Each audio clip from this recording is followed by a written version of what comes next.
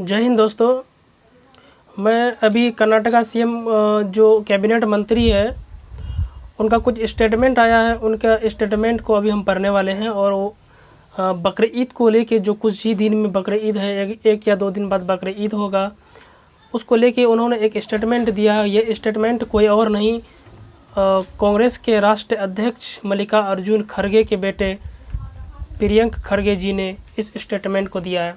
उन्होंने इस स्टेटमेंट को संविधान और कानून के तहत दिया है। इस तरह के स्टेटमेंट अगर हर एक स्टेट गवर्नमेंट अगर देते हैं तो कहीं हमको नहीं लगता कि कहीं दंगा होने का भी संभावना हो सकता है, क्योंकि कहीं के सीएम, कहीं के गवर्नमेंट, किसी स्टेट के गवर्नमेंट अगर किसी दल को ज़्यादा छूट देते हैं तो इस तरह की दंगा और फसाद देखने को मिलता है। हम अभी बात करेंगे प्रियंक खड़गे के स्टेटमेंट के बारे में, जो मैंने कुछ लिख के रखा हूँ। उन्होंने लिखा है कि now Bakrid is coming up according to the law. All PSIS and DSPS please listen.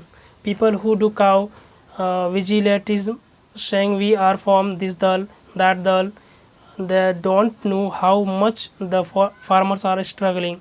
If anybody wear a shawl and says we are from this dal, from this organization, if they law in their own hands, kick them and put them behind bars. Law is very clear. All transportation of livestock, whether it is within city limits or rural areas, if they have permission and documents, stop the harassment. Will you sit in the police station after giving your work to them? This new harassment was started during previous government. उन्होंने last में बोलते last time in Gulbarga, these guys visited homes, they pick up farmers' animals, act according to the law, and then this sentence who will be born overnight if anybody takes law in their own hands. There should be strict action taken against them. If anybody is illegally smuggling the animals, be it livestock or any other animals, put them behind bars. There is no denying, but even after all permissions, if someone else is harassing, you ask them who are they to ask. उन्होंने अंग्रेजी में, उन्होंने हालांकि कर्नाटका भाषा में उन्होंने अपने statement को दिया था। मैंने अंग्रेजी और हिंदी दोनों में कन्वर्ट करने की कोशिश किया है और मैंने हिंदी में इसका अनुवाद करके बता देता हूँ, क्योंकि बहुत सारे लोगों को हमारे देश के अंग्रेजी इतनी समझ नहीं होती है, इसलिए मैंने हिंदी में भी अनुवाद किया है इसको। और हिंदी में इसका ये शॉर्ट मीनिंग निकलता है, जो आप भी खुश हो जाएंगे इस मीनिंग को सुनने के बाद। जो लोग सोल और कर कानून अपने हाथ में लेते हैं और कहते हैं कि वो इन दलों से है, उन्हें लात मारकर सलाखों के पीछे डाल दीजिए। अगर कोई स्वघोषित नेता है और सांप्रदायिक मुद्दों के नाम पर जहर उगलता है तो उसके खिलाफ कार्रवाई होनी चाहिए। मैं अनावश्यक सांप्रदायिक दंगे नहीं चाहता। जानवरों को लाने और ले जाने को लेकर कानून बहुत अस्पष्ट है। अगर किसी के पास पर्याप्त दस्तावेज है तो उसे परेशान ना किया जाए, चाहे फिर वो ग्रामीण क्षेत्रों में हो या शहर की सीमा के भीतर।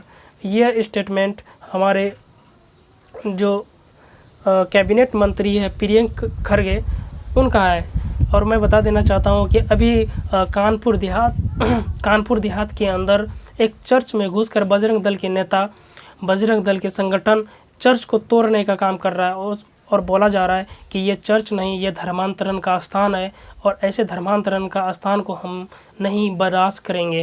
लेकिन मैं उनको बता देना चाहता हूँ, क्या अगर ये देश जो भारत है ये धर्मनिरपेक्ष देश नहीं है? क्या ये देश लोकतांत्रिक देश नहीं है? क्या इस देश में किसी को अपना मर्जी से धर्म बदलने का परमिशन नहीं है? क्या उसको अपना धर्म, जिस धर्म को उसको इंटरेस्ट है उस धर्म में जाने का अलाउ नहीं करता है ये संविधान? ऐसे धर्म के ठेकेदार बहुत सारे घूमते हैं जिन्होंने इस तरह की वाहियात किस्म का आंदोलन चलाने के प्रयास करते हैं। इसलिए खड़गे जी इस स्टेटमेंट को दे के कहीं ना कहीं ये प्रयास किया है कि हमारे जो क्षेत्र है उसके अंदर किसी तरह की दंगा फसाद ना हो।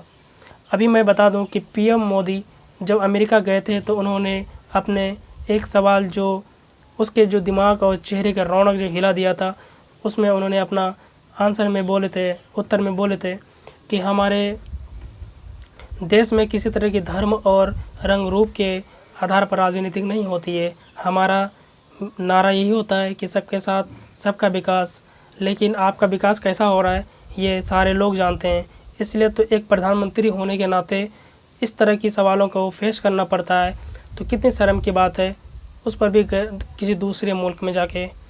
अभी हाल फिलहाल में हमारे देश के प्रधानमंत्री मिस्र में गए और 80 साल तक वो जो मस्जिद बंद थे, उस मस्जिद के अंदर दाखिल हुए और उसके अंदर सभी मौलानाओं से हाथ मिलाए, गले मिले और उसके अंदर जो प्राचीन वस्तुएं थे, उस वस्तुओं को मौलानाओं ने प्रधानमंत्री नरेंद्र मोदी को 5 वस्तु गिफ्ट किए, ऐसे गिफ्ट किए जो हमेशा धार्मिक को रिप्रेजेंट करता है। क्या आपका धर्म उस समय जाके नहीं उठता है? आपके पार्टियों का धर्म उस समय जाके नहीं उठता है? आदि पुरुष फिल्म के बारे में तो सभी जानते हैं, बनाने वाला भी हिंदू, उसका डायरेक्ट करने वाला भी हिंदू, लिखने वाला भी हिंदू। काश उसमें अगर शाहरुख खान होते तो आपका धर्म तुरंत जाके उड़ता।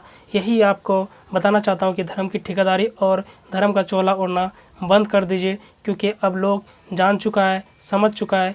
धर्म की राजनीति करना बंद कर दीजिए और धर्म के बारे में बोलना ही बंद कर दीजिए। हर किसी को आज़ादी है, हर किसी को अपना फ्रीडम है कि अपना त्यौहार को जिस तरह से मनाए, परंपरागत जिस तरह से मनाते हुए आए वैसे मनाने का सभी को आदेश है।